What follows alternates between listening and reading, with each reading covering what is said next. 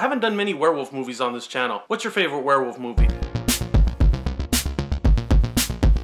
What's up everybody, back today to talk about the newest werewolf film, Late Phases, from director Adrián García Bogliano. He's the same guy that did Here Comes the Devil. I really like that film. He also did another film called Penumbra that you can watch on Netflix Instant. That's pretty good also. I was interested to see this piece. First of all, it's about werewolves, and second, it stars Nick Damici, who also, you know, came to my attention in Mulberry Street, which is a pretty cool, like, rat zombie movie. He was, of course, also the lead in Stakeland. Pretty cool actor for this type of movie. He plays this retired Vietnam veteran, and his son is basically putting him in this retirement community at the beginning of the film. The first night he's there, his neighbor gets attacked by a werewolf. Of course, he's blind, which kind of makes the character interesting. So he can't, you know, nobody believes him that it might have been something more than an animal attack. And so during the course of the movie, he's trying to figure out, you know, who was the werewolf that attacked him at the beginning of the movie. And then at the end of the film, we have more werewolf action, of course. So I got to see more werewolves than I was expecting, which is a good thing. Let's get into the good and the bad. First of all, Nick Damici is the best part of this movie. I was watching it with my wife, and her quote was, "This movie's a lot better than most of the crap you watch, and the only reason I'm watching it is because of this Ambrose guy," and that's his character in the movie.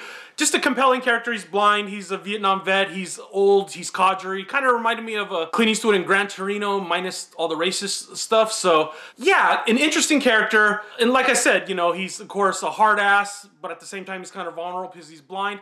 And Nick Damici does a really good job with the character. There are some flaws, I'll get into that in a little bit with the way he did his character. Also, the pacing in this movie, pretty quick paced. It was 95 minutes, I believe.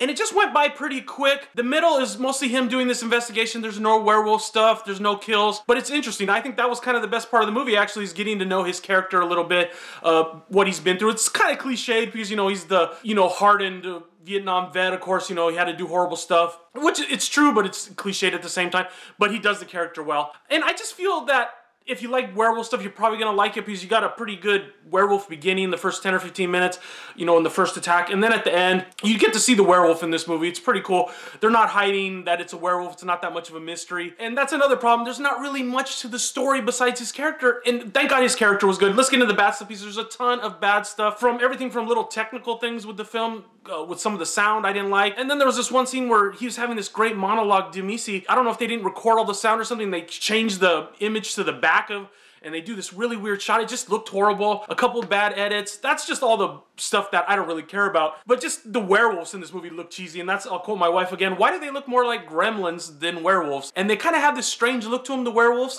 They have like these bug eyes, and it just kind of bugged me. You have to be clever when you shoot a werewolf like this, and there's a lot of clever shots of the werewolf, believe me. You know, it makes it look good because it's basically, you know, someone wearing a suit. There's no CGI. And like I said, you have to shoot it cleverly, but some of the shots weren't clever, and there's one horrible shot where the werewolf attacks this guy in a car, and you'll know what I'm talking about when you see it, because it shows the werewolf kind of running in slow-mo and jumping, and it just looked like a guy in a werewolf suit doing parkour. And then the whole concept is really just kind of cheesy because they putting these people in this retirement community that's near the edge of the woods.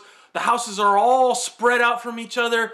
Not really something you'd want to see that would make a prime retirement community, I don't believe. The people are all spread out and being attacked by wild animals. I don't think that makes for a good retirement community, but that's part of the story is, you know, obviously Late Phases is a metaphor for the moon and, you know, someone in their golden years. That's another thing that bugged me is like, I wish the werewolf investigation would have gone a little farther. There would have been more twists, more wrinkles, but it's just pretty freaking straightforward. Yeah, that's kind of disappointing me. I expected a little more mystery with the werewolves. I mean, at the end of it, it's just about his character, really. You get your werewolves, you get him, so I guess you're supposed to be happy. There was a lot that bugged me about this film. I originally was going to give it 2.5 out of 5, but I thought about it overnight, and it's a soft 3 out of 5. I'll give it that, because I really liked his character, and it's kind of, I'll use the Danzig analogy. It's like the band Danzig wasn't that good, but they had Glenn Danzig, a couple decent musicians, and, you know, the sum of the parts was pretty good. So that's kind of how this movie is. Nick Damici, the werewolves equal a lot, and the rest of the flaws can kind of be like, you know, I want to see a good werewolf movie, so I'll not pay attention to the flaws, but they're there.